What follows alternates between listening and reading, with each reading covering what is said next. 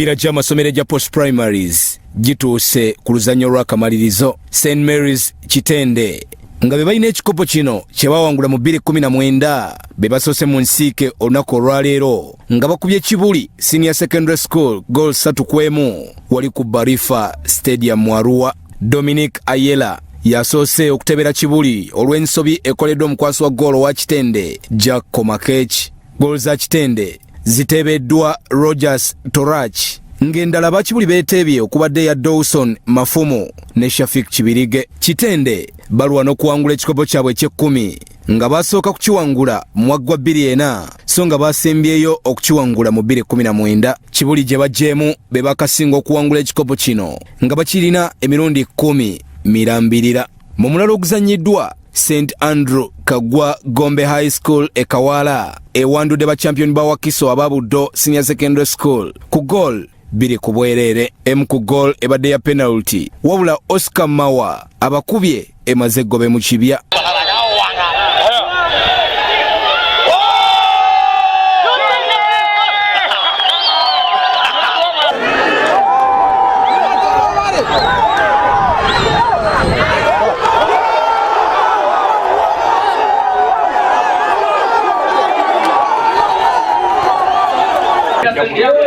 Nganzo musambi n'omusanyufu nnyo olw'ekyo kye ntuuseeko olunaku lwa leero era nga ndi mugumu olunaku lw'enkya tugenda kufuna obuwanguzi bwaffe mu tournament eno.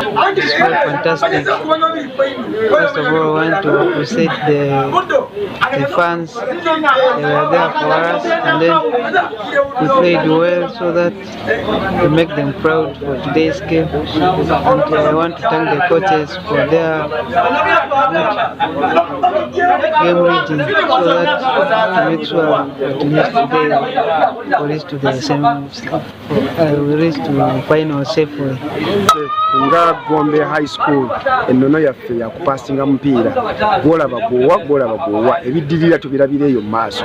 Abasambi tugezaako bagamba twongera okunyweza omupiira kupasinga nga tugenda mu maaso. Final za kuzannyibwa olunaku olw'enkya ku kisaawe kyekimu ekya Barifa Stadium nga mu gusookawo Kibuli yakuzannya Buddo okulondawo akwata ekyokusatu. Olwo St Mary's Kitende ne St Andrew Kagwa Gombe High School batunke ku final.